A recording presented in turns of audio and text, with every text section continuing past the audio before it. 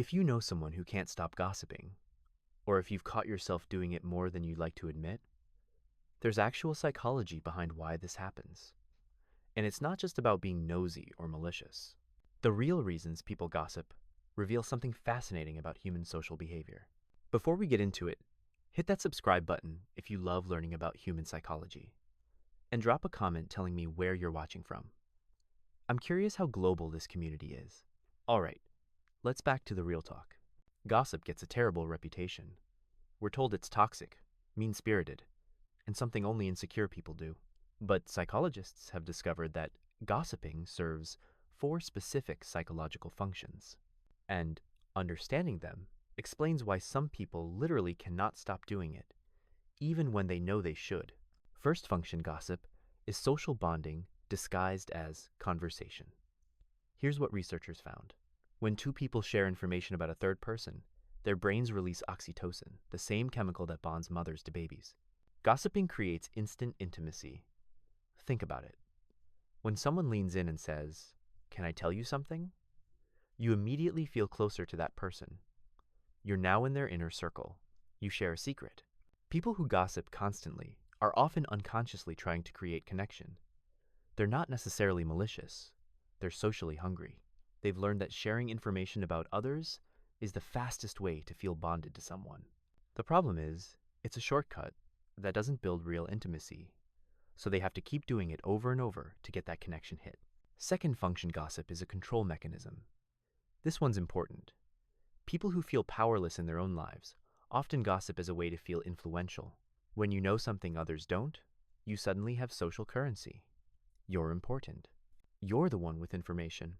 Psychologists call this information-based status seeking.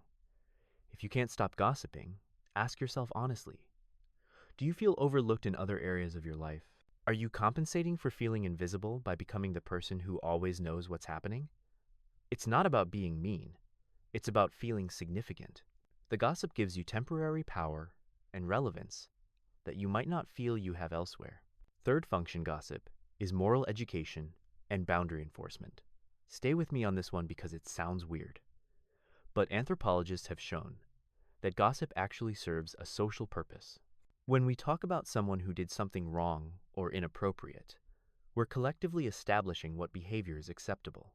Gossip is how communities informally teach values. Did you hear what they did? Isn't just drama, it's a warning system.